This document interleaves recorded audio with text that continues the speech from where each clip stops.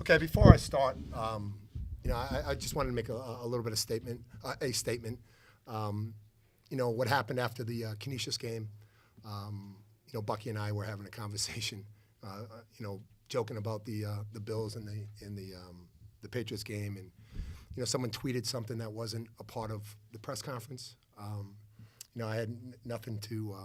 I have no ill will towards the Bills. I wish them the best. Hopefully they'll be successful. The respect that I have for the coach, the players, the administration, the owners.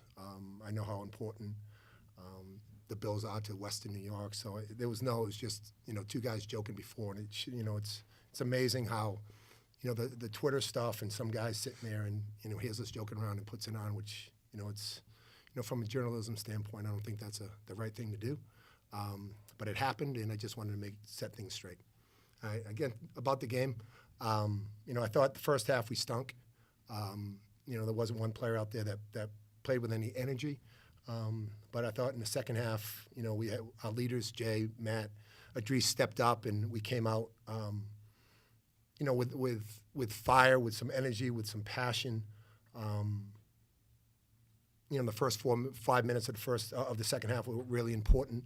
And if we play with that energy and that effort and that sense of urgency, for 40 minutes, we could be a good team. And that's the challenge that we have.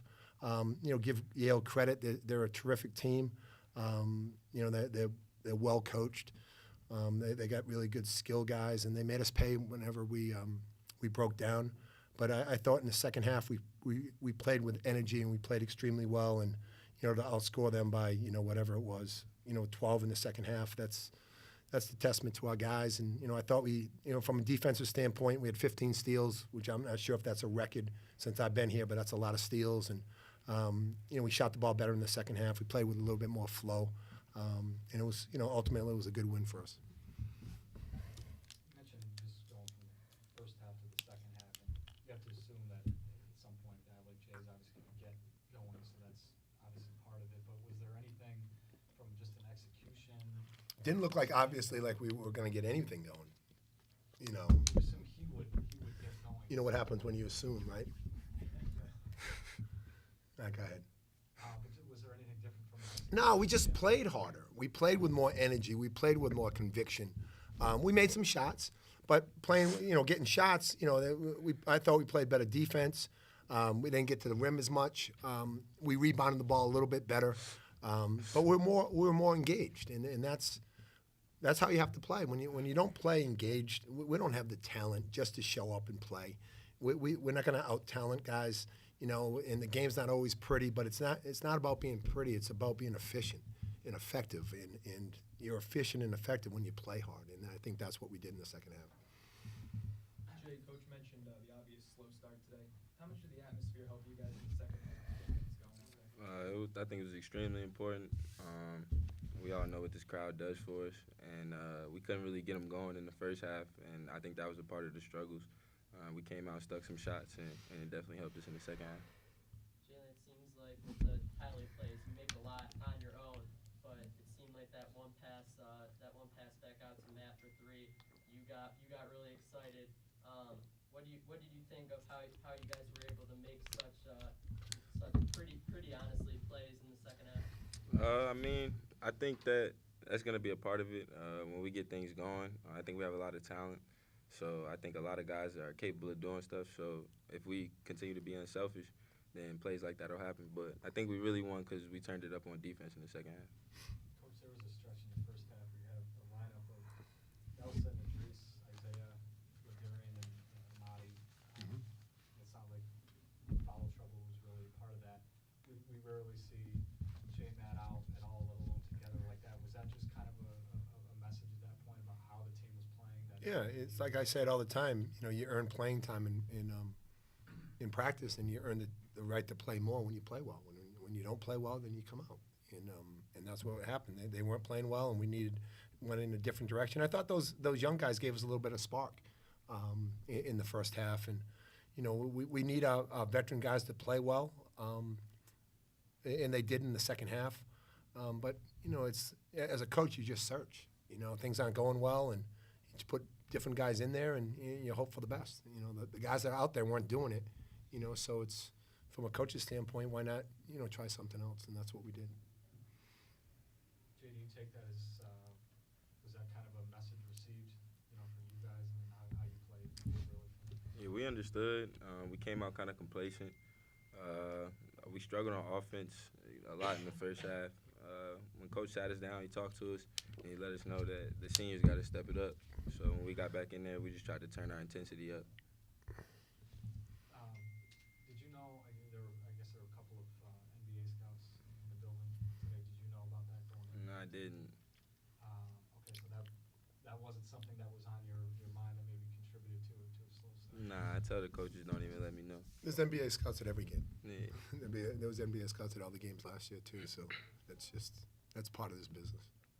Well, what do you think it was for you that, what changed for you that allowed you to get going in the second half? And that second half, was maybe, one of your better halves, I think, since you've been here, and that's saying something. I just think everybody was kind of looking around for somebody to make a play, and I think that's a part of my job as a senior captain, is to make plays. And my teammates found me in the right spots, and we forced 21 turnovers. A lot of my points came off of action, off of the turnover. So I think once we turned it up on defense, it just got everybody kind of going. Coach, sorry. Go ahead.